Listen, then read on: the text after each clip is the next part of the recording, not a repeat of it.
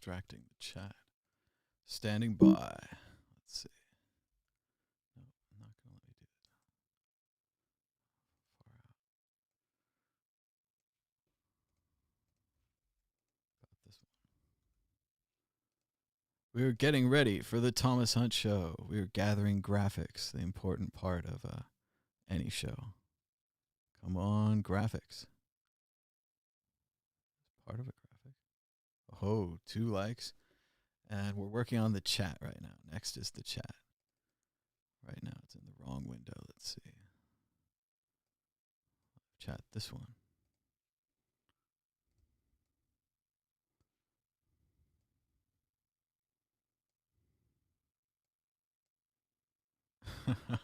All right, welcome to the chat. Moonshine Fueled, Za, and Dylan.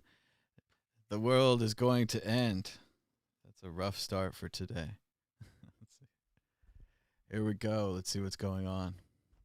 As many of you know, according to Twitter, today is Jack Kerouac's birthday. So we're starting out with this reading from On the Road. They had just arrived to Mexico at this point. In the center, an arch led into a small cubicle stacks that looked like the places where you put on your bathing suit at municipal beaches. These shacks were in the sun in the court. Behind the bar was the proprietor, a young fellow who instantly ran out when we told him we wanted to hear mambo music, and came back with a stack of records, mostly by Perez Prado, and put them on over the loudspeaker. In an instant, the city of Gregoria could hear the good times going on at the Sala de Baile. In the hall itself, the din of the music, for this is the real way to play a jukebox, and what it was originally for, was so tremendous that it shattered Dean and Stan and me for a moment in the realization that we had never dared to play music as loud as we wanted. And this was how loud we wanted. It blew and shuddered directly at us. In a few minutes, half the portion of the town was at the windows, watching the Americanos dance with the gals. They all stood, side by side with the cops on the dirt sidewalk, leaning in with indifference and casualness. More mambo jumbo, Chattanooga de mambo, mambo numero ocho, and all these tremendous numbers resounded and flared in the golden, mysterious afternoon like the sounds you expect to hear on the last day of the world and the second coming. The trumpets seemed so loud I thought they could hear them clear out in the desert where trumpets had originated anyway. The drums were mad. The mambo beat is the conga beat from Congo, the river of Africa and the world. It's really the world beat. Ta ta poom poom, ta ta poom poom. The piano montuos showered down on us from the speaker. The cries of the leader were like great gasps in the air.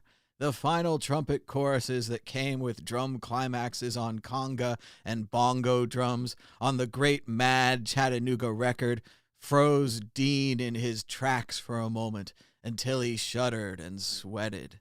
When the trumpets bit the drowsy air with their quivering echoes like a cavern's or a cave, his eyes grew large and round as though seeing the devil, and he closed them tight. I myself was shaken like a puppet by it. I heard the trumpets flail the light I had seen and trembled in my boots.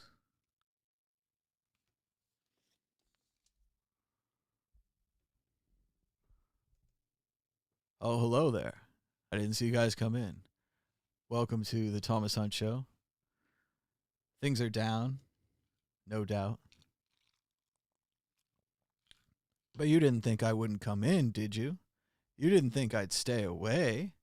Not now, not 23% down. Let's see what's going on.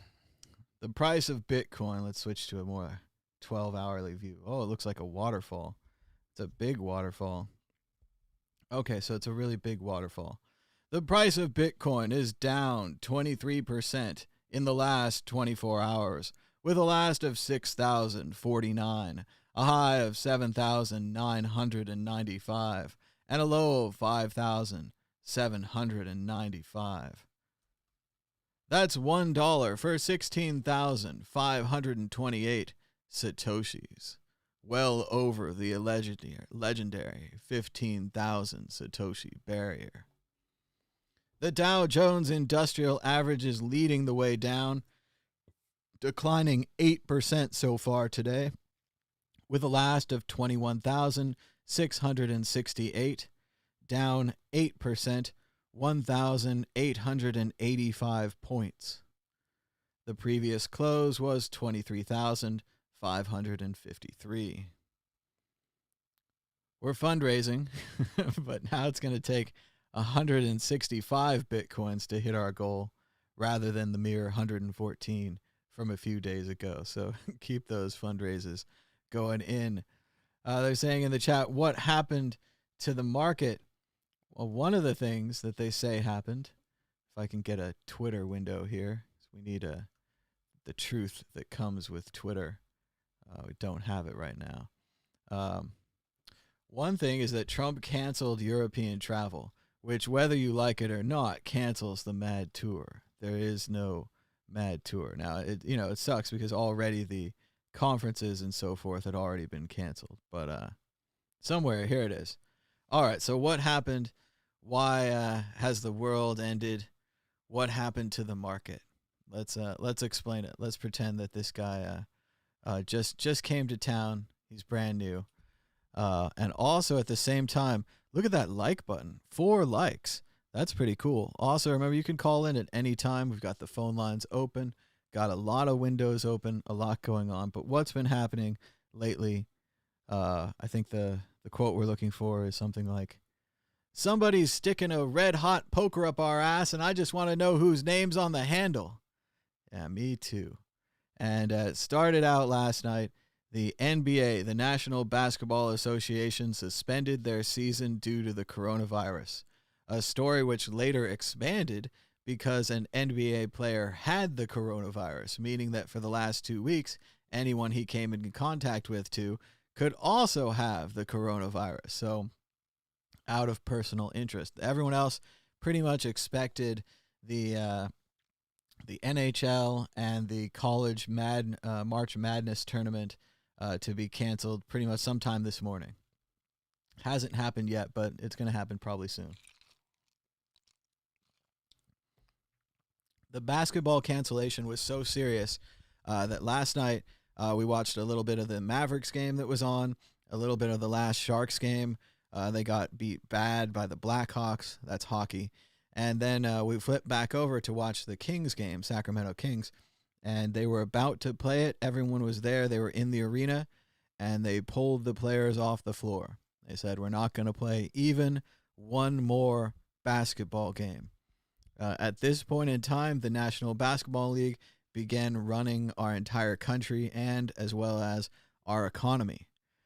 This happened a few weeks ago as well when the National Football League said that drugs should be a treatment issue, not a criminal issue, and that you shouldn't kick people out of work for a drug problem, which should be a treatment problem. This was a major move that the NFL, in their collective bargaining agreement, has proposed on drugs. And again, it's incredibly progressive. The NFL, truly a progressive government. We're getting into snow crash again. The corporations are acting more like governments, and the corporations are protecting their people more than the governments are protecting their people. So you have to wonder which faction you'd want to be with. If you were with the NBA faction, you just got safety or a chance at safety. Whereas if you're, say, a teacher with a local state faction, you have not been granted this safety yet. If you were with the national government in a non-essential role and are still going to work today, you would have been better off working for the National Basketball Association. So that'll be interesting to see as that goes. The problem got worse last night. As you can see here, European travel canceled. Tom Hanks sick. NBA season suspended. And yes, Europe travel. I mean, there's a lot of loopholes, and it's really ridiculous that there are loopholes, but President Trump, saying that, went on the TV last night and said that nobody's coming in and out from Europe, which is a ridiculous, backwards idea because it's already on community spread here. We already have it everywhere. You may as well shut down interstate travel. You may as well shut down highways and roads. I mean, we're going to spread it. We're going to talk more on what to do about that and the best solutions we have to say it quickly. We want to get it all slowly. We don't want to get it all at the same time. If we all get the coronavirus at the same time, it overwhelms the hospitals. If we all get the virus slowly in area by area, if we can control the spread, slow the spread, then we have a better chance of not overwhelming our hospital resources. And then the other story here, Tom Hanks, legendary, amazing actor, is in Australia shooting an Elvis movie. That sounds cool. And unfortunately, Tom Hanks and his wife have both become sick with coronavirus. They'll probably be fine, but this is a big story because now it comes down to everyone. They're like, everyone can get this. Fancy, famous movie stars, people in Australia, people all over the world. It makes it more real to people, I think. And I know some of you are like, oh, I don't need that. I knew it was real 2 weeks ago. I've been prepping in my bunker with my machine gun and my, barbed big knife. I have a Bowie knife with like ridges on it and stuff. That's great. But for everyone else, Tom Hanks made a really great tweet about it. He was really level-headed. It was like him and his wife have a flu. They're going to do what the doctors say. They're going to do what the government of Australia says if they have to stay in quarantine or whatever it is. He just seemed really rational and normal and sane about it. And something about the way he kind of wrote it in the Tom Hanks style as well. Just a great, great Twitter message. I'm sure I have it here. We'll see if that comes up. But now we have a series of tweets from David Wallace Wells. Let's see. This thing's going to talk to me. I'd like to get the first one in this tweet. So let's go back up. Now, this guy wrote a book called The Uninhabitable Earth. Very cool. Unfortunately, bad idea, but very cool book. Very interesting and good writer. So let's see if we can make it bigger so I can read it over here. And he wrote a whole bunch of tweets here, and we're going to read them slowly so everyone can understand what's going on and where that red hot poker is coming from. So everyone gives us a thumbs up and a share. Actually, I should do some more sharing myself. I haven't written a nice tweet about this, so I'll keep you guys here, and I'll tell you about the tweet. So I'm copy and pasting the link. Very exciting. Looking for a good GIF. I'm going to go with searching for the word drama. Oh, the drama seems like a little too much. Doing some scrolling. All right, this goofy guy with the coffee cup, he will do today. And I'm going to need the title of the show. Going to go and copy and paste that. It's exciting. Hashtag Bitcoin, especially now that we got that cool little thing after it. Going live. Why not join us? And I don't know what to say there. I don't know how to spell commiserate. Commiserate. Chat. Join us. Chat. Or call in. All right, so I got the Tweety thing.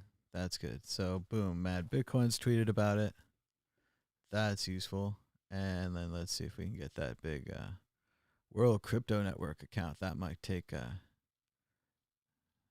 attention there. World Crypto Network tweeted about it. Boom. And then you guys should tweet about it. And then everyone will be here. Shout out to the 44 people watching. Thanks for joining us on YouTube. Shout out to everyone on Facebook Live and Periscope as well. We're broadcasting on all three thanks to Restream, which we pay for. So there you go. Not that great a thank you. But we've got 9 likes, 44 viewers, and we're getting ready to read you guys David Wallace Wells, author of The Uninhabitable Earth, his series of tweets explaining to us what's going on right now. It's also Jack Kerouac's birthday, and I have a great copy of the original scroll right here. If I wasn't such a nice host, I would just be reading it because it doesn't even have any breaks. There's no paragraph breaks. He just wrote it on a typewriter like a big scroll. I'll show you more of that later. But here we go. David Wallace Wells. What we are seeing right now is the collapse of civil authority and public trust at what is only the beginning of what will be a protracted crisis. Trump is the last man in the world you would want in charge right now, But the problems go much deeper than him. The CDC has bungled the response from the beginning and continues to this day to insist on only giving coronavirus tests to those who are dramatically ill, though the main cause in testing is to register those with light cases so that they can be quarantined. Any efforts we see to produce social distance and cancel large group events have come from private organizations and individuals, private schools, South by Southwest, the NBA. There is no meaningful centralized leadership of any kind and no reliable source of information or guidance for how to behave as individuals. This is a big, big problem. Instead, there's only a vacuum of authority and the vague advice that we should wash our hands, suspend non-essential travel, etc. This is not how a functioning society responds to a crisis. In small pockets here or there have been some demonstrations of leadership, political and scientific, but almost everywhere you look, public anxiety has been met with total silence, which is to say, the message, you are on your own. What kind of society behaves this way with a complete lack of institutional guidance and coordinated purpose, subjecting the vulnerable and scared to the terrors of pandemic disease? America. In the richest country the world has ever known, everything is broken and everyone is on their own.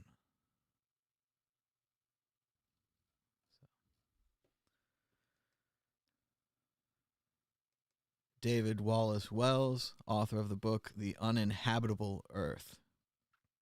Worth checking out, right? So that was pretty low, but now we'll have a nice story from Rebecca Mira on Twitter. She says, I went to the grocery store this afternoon. As I was walking in, I heard a woman yell at me from her car. I walked over and found an elderly woman and her husband.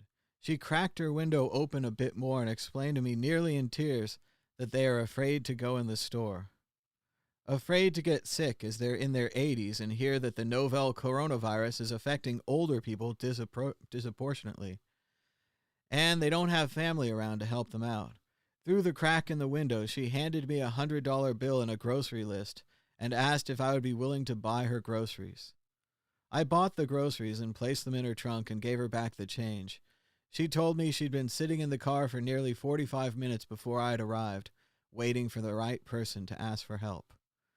I know it's only a time of hysteria and nerves, but offer help to anyone you can. Not everyone has people to turn to. So I thought that was a nice sentiment there, nice thing to do. There's a crazy scene here from Space Jam. This scene is provided for commentary purposes and fair use, YouTube, before you take my rights, but it was really prophetic and might be worth watching. Maybe I'll try to talk over a little. Maybe they won't take my rights away. So here's a scene from Space Jam. Let's see. Do we have the sound? No sound. Let's see. Drag. Oh, here we go. Get ready. There we go. Now we got sound. Sorry, live everyone. to the Forum in Los Angeles, where the Lakers are refusing to take the court. Guys, we gotta get dressed. We got a game in 5 minutes. I mean, we're talking about a huge fine here. No way, Coach. We can't go in the locker room. Oh. Heard what happened to Barkley and Ewing. There's got to be germs in there or something. That was in New York, 3,000 miles away. Bacteria like that can travel faster than the speed of light. Yeah, it could be invasion of body snatchers. Yeah, could be. All right, dress in the hallway. Okay. Look at that. The NBA players putting on gas masks. For those of you who are not into Space Jam, the movie, spoiler alert, but basically in Space Jam, these germ things get into the players and turn them into cartoon monsters. So these players are right to be afraid to go into the locker room. They don't want to become cartoon monsters. But isn't that incredibly well-timed little tweet there about the old Space Jam movie? Paul Krugman, famous Bitcoin denier, but seems on the right side this time, says, "This is stupid beyond even my wildest fantasies.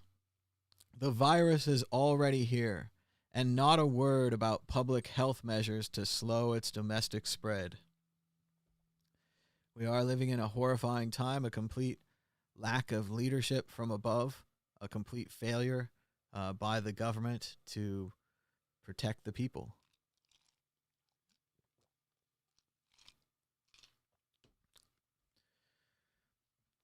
Let's see. This lady, a little bit snitty, says she's just persuaded her 77-year-old Catholic mother to avoid church for at least a month. Top that.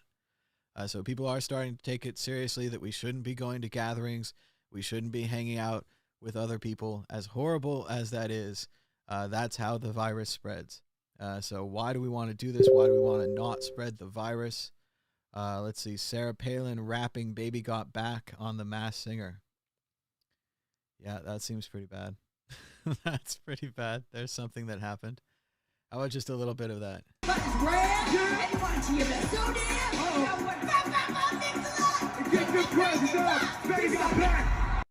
Wow. Okay. So that, the world might be ending. Just maybe. Just a little bit. And then we had a helpful link from Richard Hart here called Flatten the Curve. And this is what we're trying to do. These are our options. And I saw a great one today. They had Catten the Curve. They put cat signs on this, and they tried to make it more cat-like because the internet likes cats. But this is our goal. Everyone's wondering, what is our scenarios? What are our victory scenarios here as a society of humans versus the virus? Okay, if we fail and the virus spreads really bad, let's say we keep going to St. Patrick's Day parades, we keep hanging out in public, we keep kissing each other indiscriminately, randomly, everywhere. All these things, we're licking each other's hands, all the things that we do normally. If we keep doing this, everyone gets the virus quickly. The problem with this is, you see the dotted line here, that's how many hospital beds we have. That's how many doctors we have, nurses we have, etc. Right? We go over this line, no more hospital beds, no more nurses. It's a big mess, and it gets way, way worse, right? So what we want is we want to get sick slowly. We want to get sick in part of the country, send more resources there, and keep the main virus in that part of the country. Right now, if we said that, Seattle or Sacramento, two of these places that have had the virus, if they were the one and they were having the outbreak and we could contain it there, that would be good. That would allow us to not overtax our system. But what might happen is if Sacramento, Seattle, Oregon, all these places go off at the same time, then we don't have any hospital beds. So that's pretty much the whole thing that we have going on right here. That's the entire... Everything in society is this graph. So take some time, look at it. You'll be tested on it later. Without protective measures, which is you staying home, you not going to the baseball game, your kid doesn't get to go to piano recital, soccer practice is canceled, whatever it's going to be, all these things, we contribute towards not causing this bump. We contribute towards this long, slow bump, right? That's it. That's what we're going to do. So flattenthecurve.com. You can share this by flattenthecurve.com or Facebook. Tell everyone about this. But as a society, this is our basic goal. I also like something that I forget, so much news these last couple of days. I'm going to forget who said it. But somebody incredibly sensible was talking about how we needed to take economics out of this.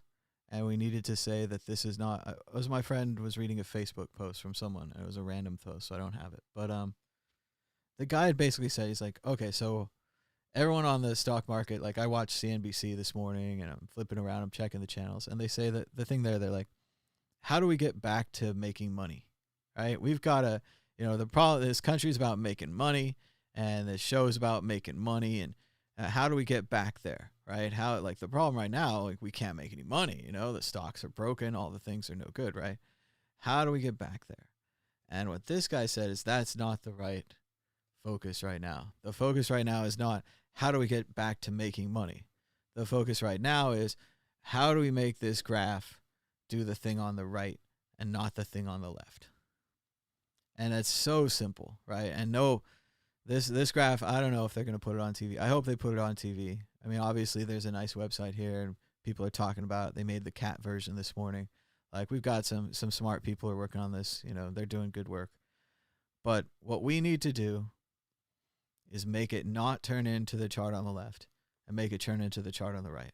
And if we do that, there's going to be an economic recovery. Like, somewhere over in here, the big money people and all the other people, and they'll start the factories up, and everyone, they'll start poking their heads out, and they'll go out to work, and they'll say Apple's still pretty good and Amazon's cool and all that stuff, right? We'll go back to 29,000 or whatever we need to do to make the market happy, right?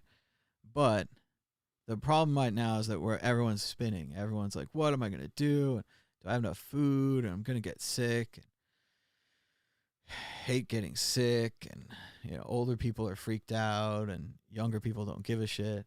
And so we have all these, you know, varying issues, and we don't have any leadership from the government, and we have all these other problems. But at our real core, what we're going to do is flatten the curve. So flattenthecurve.com.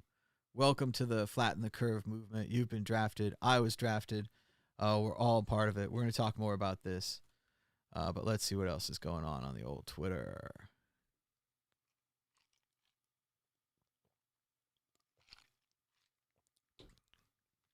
More bad news for people looking to see the government reacting to this. Well, Sanjay Gupta just had Don Lennon read the CDC's coronavirus testing stats off of his phone.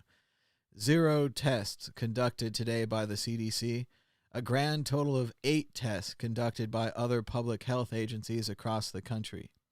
8. And as the previous tweets we were talking about said, you have to test a lot of people so that you can find those edge cases where people are just starting to get sick, quarantine them, and make it so they get less people sick, right? People who get more people sick cause the red bubble there.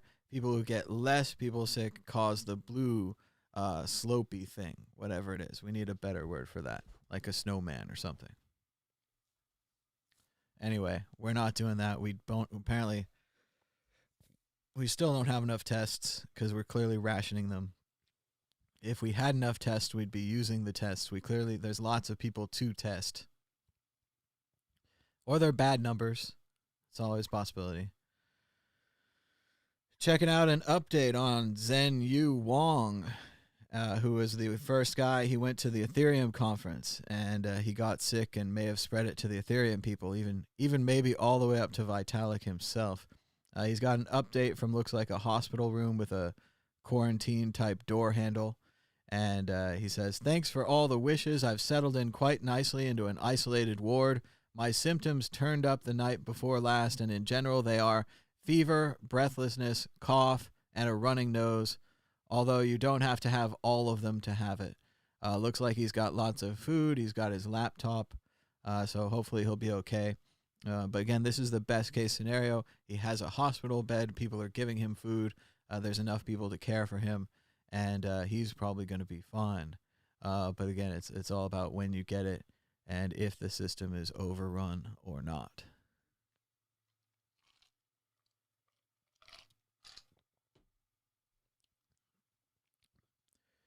He says that the processes in Singapore seem quite mature. He was ferried by ambulance to be tested and warded. At the testing center, care is taken to prevent cross-contamination, and they had to swab you. They stuck a cotton bud down your nose. It's not comfortable. So there's something not to look forward to. So that's probably going to happen to all of us. I just hope they're nice about it.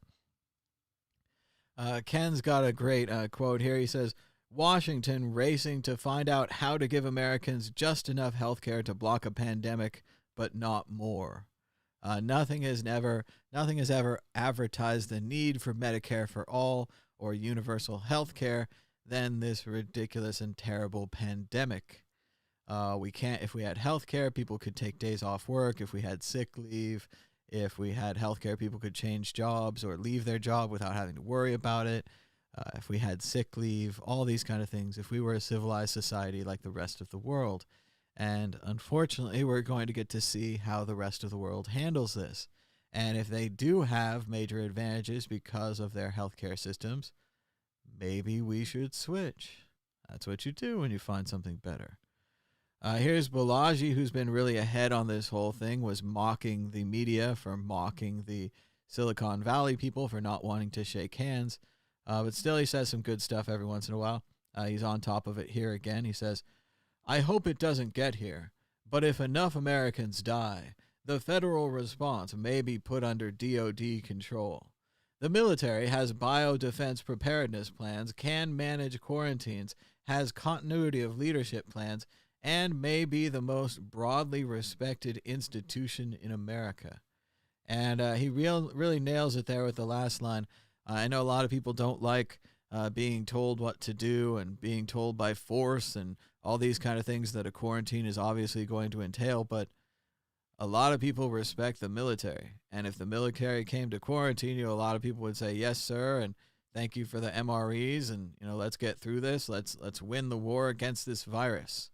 And they are much more organized, much more better at communication, much better at communication. I'm killing the words there. They're much better at communication than the current group. They have been handling it poorly. This is an interesting little video. This NBA player, Devin Book, found out about the NBA season being suspended while streaming on Twitch, playing a video game. It's announced. No way. No way. It's announced. It's announced? Let me see. Fucker's like, shit. My chat saying it's suspended. The season is over. Sham My bomb. chat saying too. What the fuck, bro? Bro. Schedule of games. Bro. What the fuck All is right, man. going Hop on the jet. Come to the bro? compound. Let's get this Warzone grind on. Bro, what the fuck? This shit just happened in a blink of an eye. This is literally nuts. Bro. Wait, what? What? Why do we get The whole league, the whole NBA league suspended and canceled, and he found out while he was playing Twitch. Pretty cool video. Chris Hayes from All In with Chris Hayes, Boy Maddow writes, right now, $1,000 per person in the U.S. would cost $330 billion a month. Do it for 3 months while economic life is disrupted, and you come right in at $1 trillion. Doesn't solve anything, but would be straightforward and progressive with its impact. And he's right, giving people money directly, as Andrew Yang has said, is something that the government's good at. They have our address. They have those machines that print the checks for the tax returns.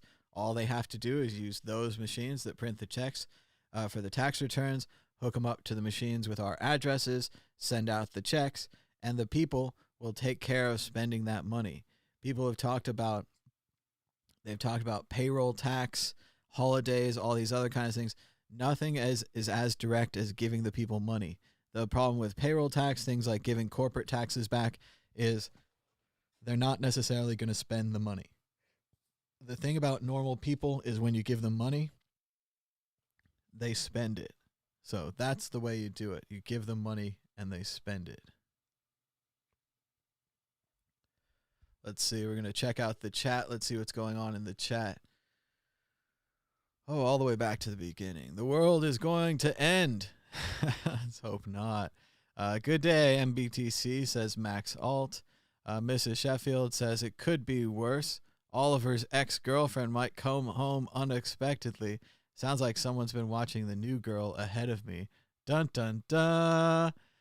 Fox Court says, what the hell did you all do with the market? And obviously it's because the Mad Tour is temporarily delayed that all of this has happened.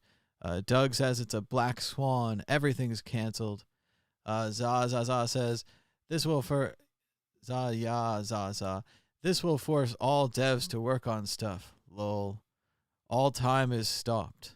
What does it have to do with Bitcoin? It moves freely all the time. So yes, Bitcoin cannot be stopped, cannot be canceled. Not like basketball. Metal Gear says he's ready for the corona. Bitcoin Tabs is listening to the soothing, warm, and pillowy voice of Thomas is good for all people. We Smoke Bitcoin says the New York Fed is going to conduct $1 trillion repo over 2 days. Repossess? I'm not sure what that means, but it doesn't sound good. Mr. B says keep calm and carry on. That's right. Keep your chin up. We're going to get through this. Hastings says there's a what's up today? Looks like a lot of people having fun. And let's see. We Spoke Bitcoins. Was hoping we'd have more time so that our factories could start making some of this stuff. We're screwed over with having drug production in China. Definitely the same thing with the masks. America can't really make its own masks. Hopefully it's happening now. It was so funny to hear. Again, I watch too much freaking news, but another guy came on the news and basically said, remember in World War II when we pulled a big switch and we said, okay, we're going to war with Japan, and they shut down all the factories that make cars. And about a week later, they reopened all those factories and started making tanks. We don't even have anything that we can do to make those masks. We don't have anything that we can do to make, hopefully to make those drugs. We'll figure something out. But no, we're in a terrible position for all of these things, and a position made worse by the Trump administration closing the CDC's response area for this. We basically blinded ourselves and kneecapped ourselves, and we're going to find out later how bad it was, and again, why. Just short-sightedness, just more of this kind of, if the government has a crisis, you can blame it on the government. But we're going to go back and we're going to read the documents, and we're going to see who screwed us over and why. And it was for some kind of little budget gain or personal fiefdom, some kind of thing. But yes, we'll find out. Everyone will find out. Bitcoin and the Boys wants a notification button on my Twitter feed. Yeah, got to get it. Got to turn it on. Rad Vladdy says, run for the hills. Sell your wife. Sell your kids. Stop licking stuff in public. That last one's personal. Stay humble. Stack sats. The problem is the sats got wrecked this morning too, man. The whole stacking sats thing, like, we were having fun, kind of, not really, but watching the stock market go down, we were like, well, at least our money's not in there. And then 23% down on Bitcoin. It's like, oh yeah, feel it now. Feel it. And yowza. So have some soda. Yeah. Yeah, that's a drink. The Mad Egyptian says, who has wives for sale? I'm in the market for a few. Dun, dun, dun. One Man Army says, you never plan anything until it's too late. That's definitely what people do. At his house, they have food for 3 months, and it's just the 4 of them. So definitely the way to go. I've been trying to slowly stock up lately, but it seems like no amount of stocking up can ever really get you prepped and prepared for what you really want. You got to go buy flats of stuff. I don't know. But got to do what you got to do. You got to be prepared as you can be prepared. Zaza bought some more today. He's ready to get more if we go lower. Supporting the Bitcoin, keeping it going. Hastings says, if most of the deaths are the elderly, I suspect the powers at hand would mostly do nothing extreme like martial law. On the other hand, the extreme wealthy are also very old. What do you all think? I mean, I don't think we'll see martial law, but the quarantines are going to be straight up hardcore quarantines. We're seeing it in Italy. They quarantine the entire country. They're, like, everyone stay home. And you got to go population by population.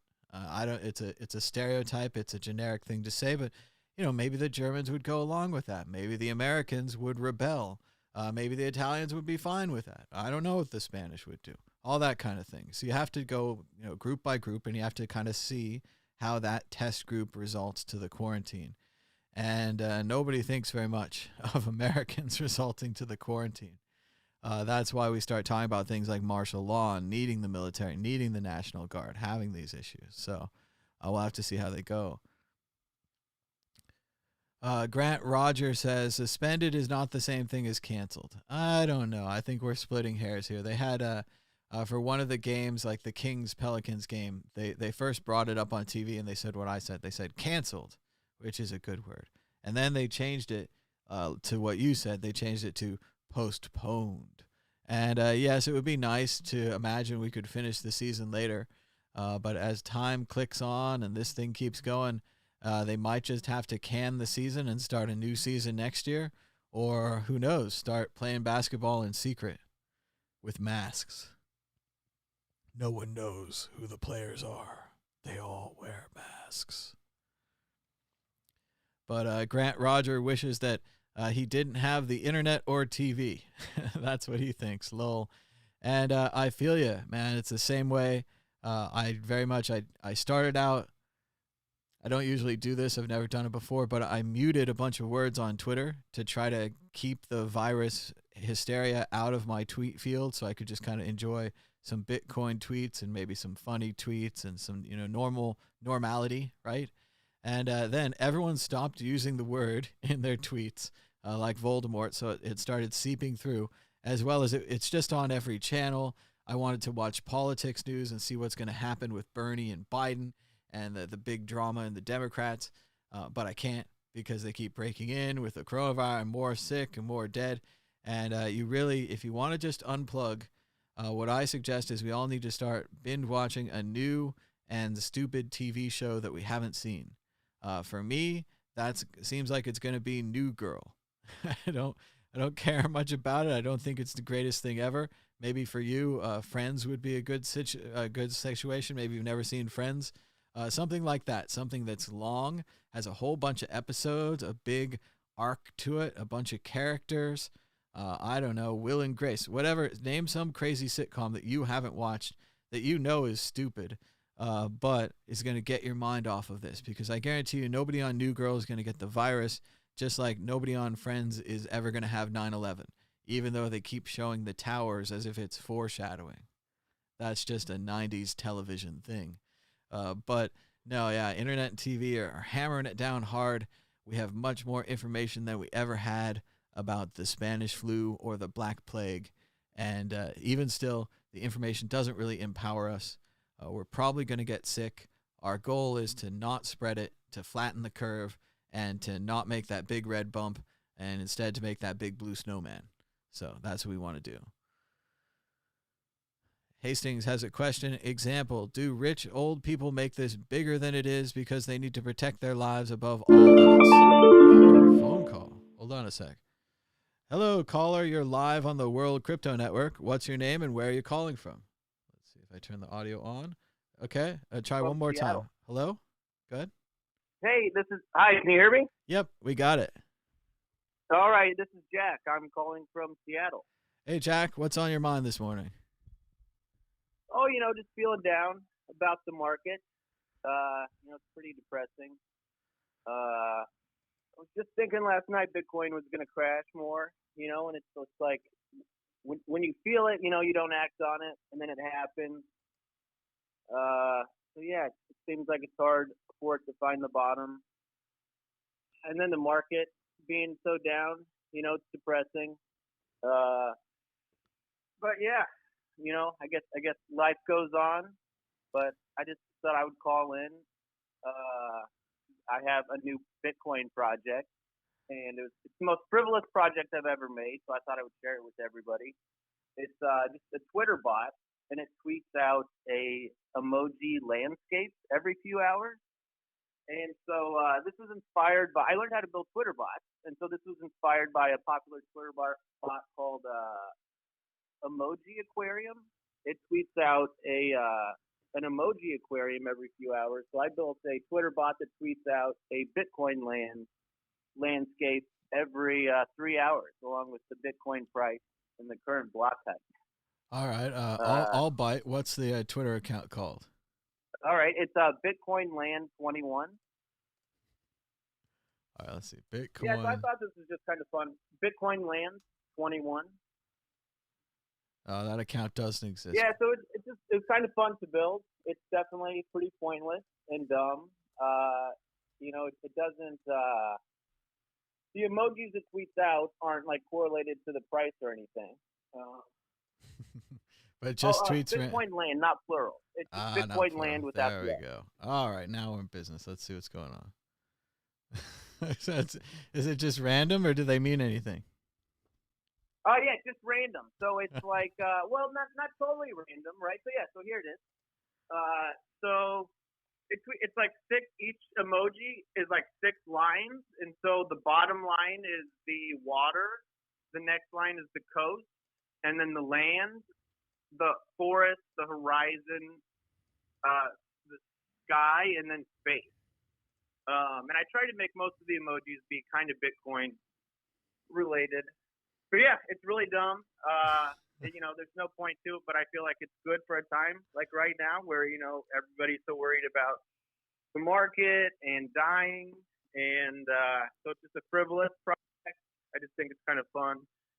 I think it's great, man, that you're programming in this and that you're learning something and that you learned how to make Twitter bots. I mean, I think we all need to start taking up hobbies.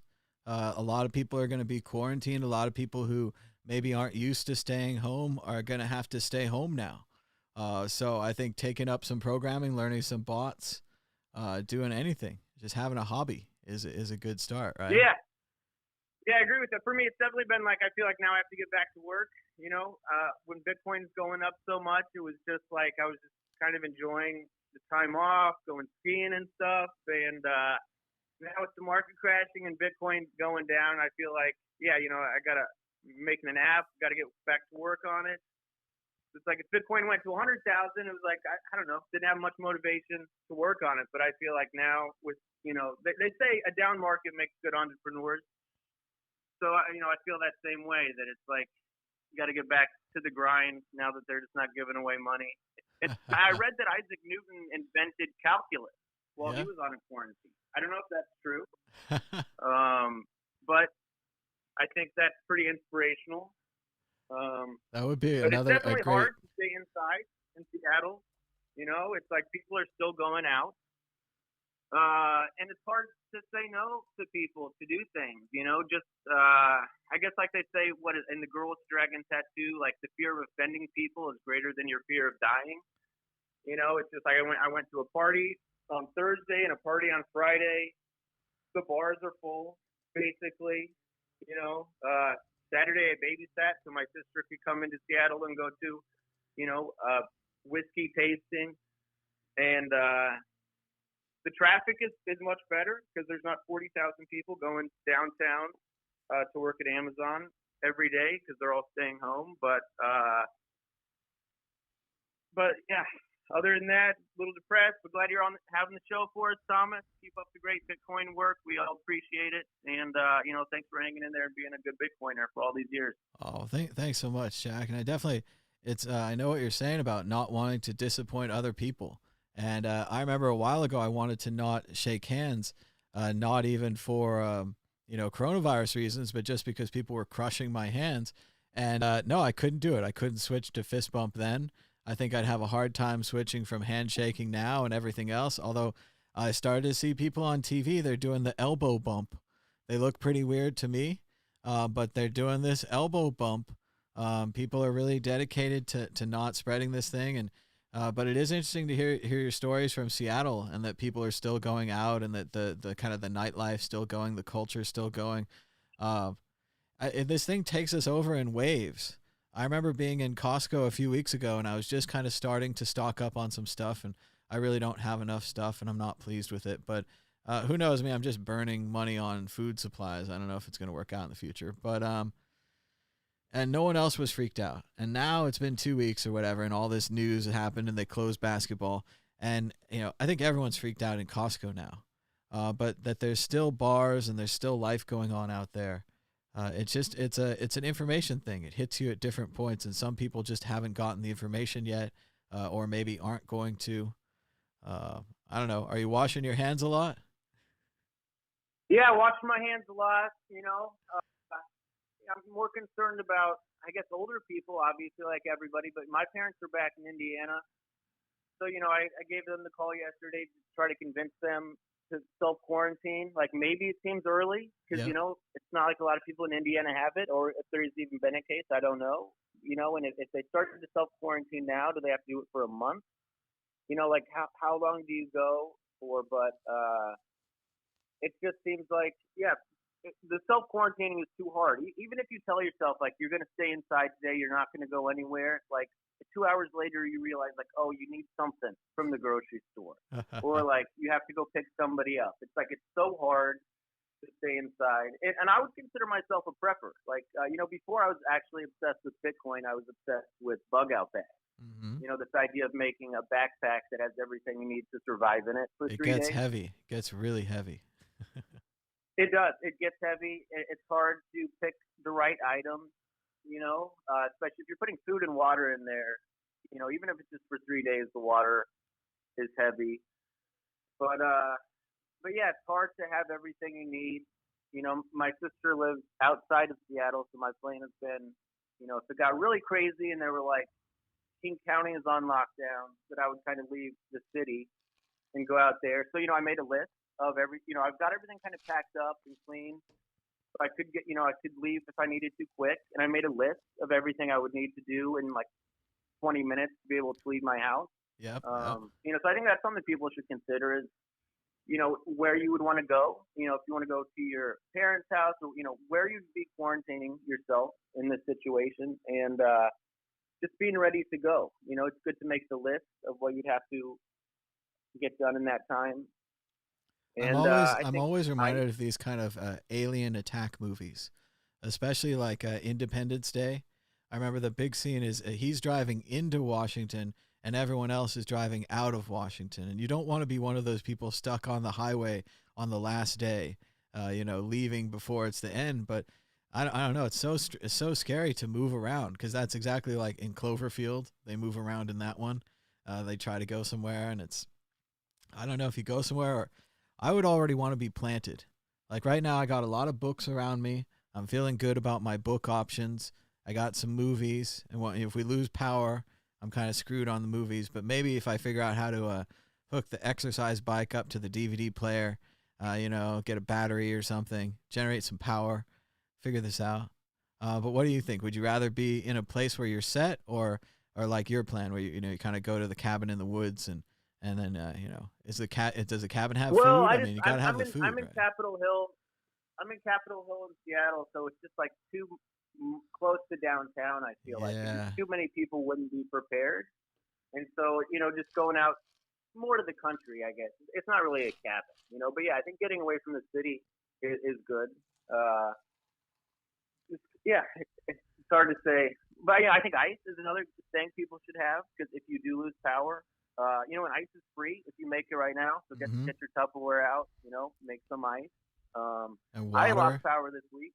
You could fill up a bathtub with water. You could start filling up water jugs. We have good clean water right now. We don't know for sure we'll have that. So yeah. Yeah, that's what the guy in the road does, right? When the nuclear bomb goes off. Yeah, all the apocalypse movies are fun right now, right? Like The Road, Cloverfield. What's it, Cloverfield Lane? Or I didn't watch that one yet. Yeah, I have to check that Cloverfield Lane. It's kind of a quasi. Yeah, that was the fun one. It's separate than the original movie. Like I don't think you even have to have watched the first one, and it's just about John Goodman going to hide in his bunker. Yeah, that was scary. I think I watched the first 5-10 minutes. I'm not sure I came back to it. But yeah, I definitely. All right. Well, anyways, hopefully Bitcoin doesn't keep crashing. I don't want to make predictions, but it does seem like, it's not over, and it's hard to catch the falling knife. But well, a lot of people are worried that we've broke through and that Bitcoin's no longer a safe haven. I don't think that's true. I just don't think that we're not bulletproof. We're touchable. So. Yeah, well, I think it was wrong to think that Bitcoin would go up in a down market because, for people in the first world, it's still just a speculative investment, right? Like everybody with money wouldn't be using it as a safe haven. Like maybe poor people in the third world could use it as a safe haven, but not like rich people with money. And yeah, it's so hard to predict the market. I, for the past 3 years, thought the market was going to go down. Like I thought, so since the end of 2018, I'd kind of been out of the market, and I had just decided that I was wrong, that it was going to be like this 20-year bull market, like everybody was saying.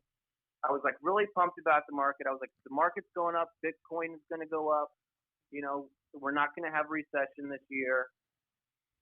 And yeah, and then, you know, the black swan event. So it's like you can never predict it. But yeah, it's Bitcoin, you know, I mean, it might take 2 years for the whole market to turn around. I hope that's not the case with Bitcoin, but it's hard to see a lot of money flooding into Bitcoin when everybody's losing so much money. I mean, like, I don't even know how much the market lost in market cap today, but it has to be way more than all of Bitcoin is worth, obviously, right? So it's just, yeah, and it's exciting if taxes get pushed back, so that's something. Or like in Italy, they don't have to pay their mortgage. That's crazy, you know? Yeah, we need that. We need that here desperately. Yeah. Suspended. But yeah, I wish they would give out some maybe, you know, if they did quantitative easing again, instead of doing it for the banks, do it for the small businesses. Just like look how much they had to pay in taxes, or, you know, estimate based on their taxes how much they were supposed to be making for the next 2 months and just write them checks. Just print the money. You know, 60% of our money is outside the world, so we get to tax the rest of the world when we print it. So I think we should just print it and give it to the small businesses. Because otherwise they're going to start closing. In Seattle, they already have started closing.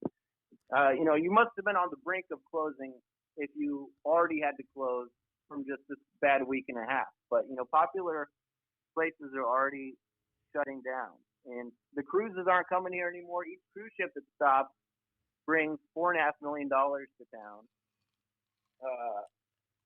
Yeah, so it's, you know, it's a depressing week. And is tomorrow Friday the 13th to end it off with? I mean, that's crazy, right? Oh boy, Friday the 13th, and the stock market's already down 17. I hadn't looked in a little while. 1,744 points right now. Looks like it's dipping past the 7% for today.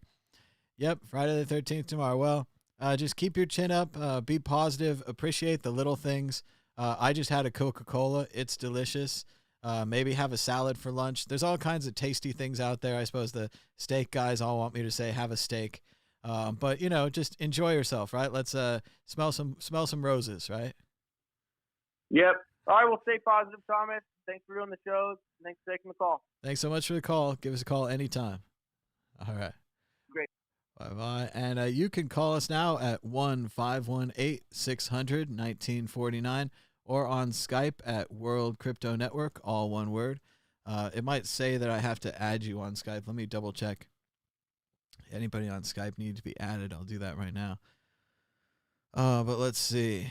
Because, yeah, I can't do it later. Then they'll just call. There we go. A couple more people on Skype added. If you want to call in now on Skype or on World Crypto Network.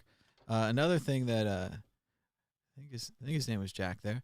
Another thing the guy from Seattle was saying there, the difference between a city and a suburb. I used to live in San Francisco, so I know exactly what he's talking about the city. If I was in Seattle, like he's saying, I definitely agree with him. I think a bug-out plan would be a good plan. I know at the time in San Francisco, my roommate, his plan was to heft, I don't know, seemed about 300 pounds of weapons on his back, walk down the hill to the marina, find a boat. We were going to take over the boat, and then we were going to drive off of that peninsula. So we were going to get out of that city. So it was a pretty good plan. I don't know if he could lift the 300 pounds of weapons or if he even had them. I mean, he maybe had less than that, much less than that. And then the boats, you know, I don't know if we knew how to hotwire a boat or anything, but maybe we could get a rowboat.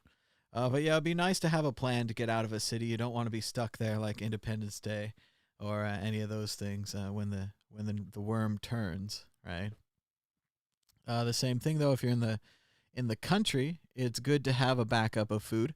It's nice because you're kind of in a suburb. Like I have a nice size house here. I can walk around. I can go to another room. Famously, I've said before in San Francisco, I didn't have a living room, so I couldn't watch Game of Thrones or a nice movie on a nice TV, a couch and stuff. Most of us, hopefully, have that now. Have a living room, have a couch. Game of Thrones. If you haven't watched Game of Thrones, there it is. Great chance to watch Game of Thrones while you're quarantined or self-quarantined.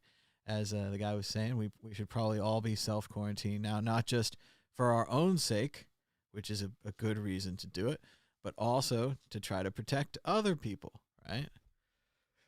Going back to flattenthecurve.com.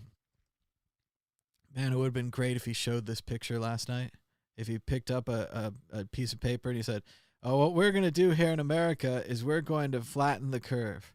And then he explained to people how we were going to not overstress our healthcare system and how, we're probably mostly going to get sick. We're going to do the best we can, but most people are probably going to get sick. This virus is really good. Like, no one is celebrating this virus.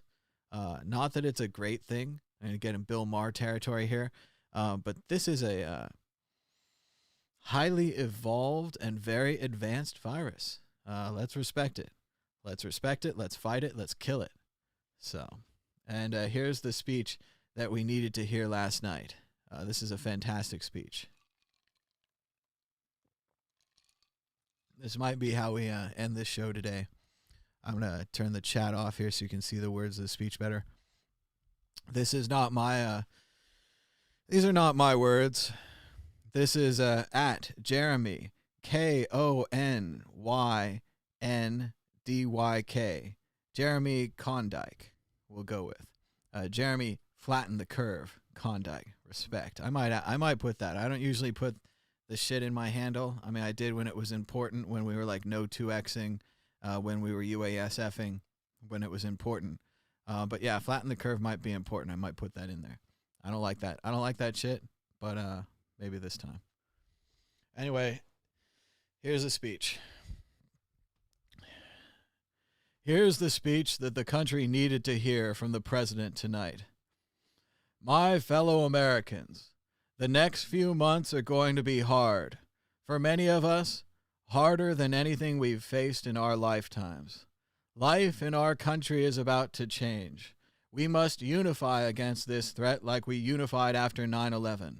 And indeed, this virus threatens to kill more Americans than terrorism ever has. But we can defeat it, and we will defeat it. My administration has a plan to lead this fight. I will outline this plan in a moment. But what is more important than the plan is this. We must all own this fight. Defeating this outbreak will take science and medicine, but it will also take unity and partnership from all of us. For now, medicine cannot defeat this disease, but people can. We have no vaccine. We have no treatment, although we are working furiously to develop both. Until then, what we do have is us, our choices, our decisions, our behavior. That is how we will do this. Here's the plan. Our most important priority over the coming months is to protect our highest risk citizens and the hospitals that will work to save them if they become ill. We have seen what happened in Wuhan and what is happening in Iran and Italy. We should not imagine it cannot happen here. Make no mistake, this is a dangerous disease. While most who contract it become only mildly ill, it is extremely deadly for the elderly and people with chronic health problems. You may be one of those people, or you may love one of those people. All of us have a stake in this. That is why tonight I am announcing national policy guidance on social distancing. And tomorrow I will be speaking with every governor in the country to secure their commitment to implement this guidance. This must be a whole of society effort. We do not want to lock down our population as China did, but to avoid that, we must apply universal and aggressive public measures to slow the spread. Even if you are young and at low risk, you can still contract and spread it, and that threatens those who are at even higher risk. So I'm calling on all communities to suspend mass gatherings of over 50 people. I applaud the brave and difficult decisions made today by the NCAA and NBA. They are leading by example. I call on other businesses and civic leaders to follow them. These are important measures how we can protect our health system. We must ensure that those who do fall sick can obtain the quality care that they need and survive. Aggressive social distancing measures help achieve this by reducing the number of people sick at any one time. Reducing the number of people who are sick at once is the best way to keep our healthcare system from being overwhelmed. And that, in turn, helps not just COVID-19 patients, but also everyone who must seek treatment in a hospital. You will learn more about these measures in the coming days, and I beg you to abide by them. Social distancing, along with hand washing, are the most important things that average Americans can do to defeat this disease.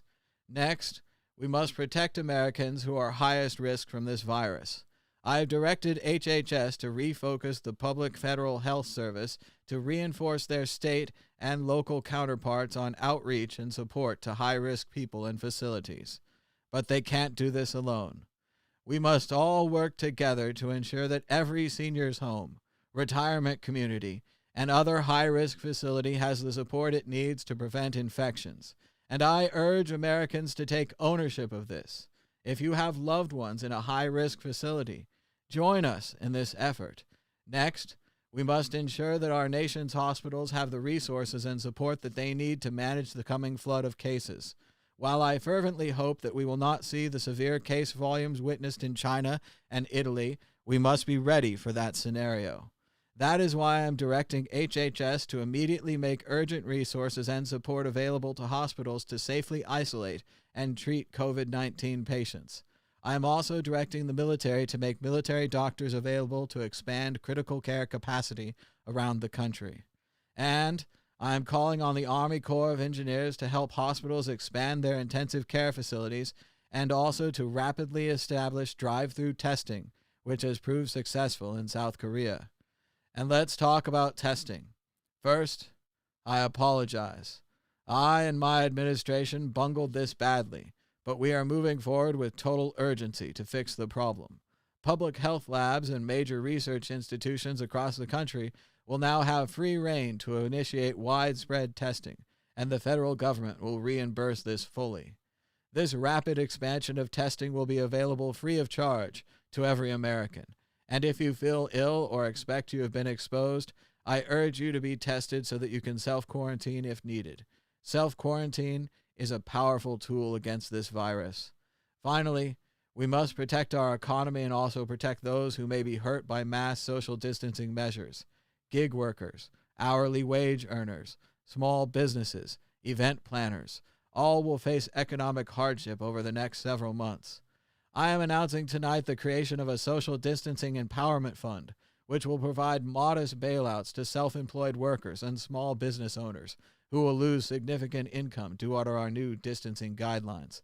These measures, mass social distancing, protecting our highest risk citizens, and protecting our hospital system, are the critical trifecta that will restrain fatalities in our country while helping to bring disease transmission under control. But none of this works without you. You, every citizen, must own this fight. I know many of you do not trust me and do not often wish me to succeed, but in this, I will do my best to deserve your trust, and once this is over, we can go back to fighting over judges and policy. This will be a long, hard fight, but we must prevail, and we will prevail. I commit to you and everyone in the federal government will do our part, and we call on yours to do yours. Good night, and good luck.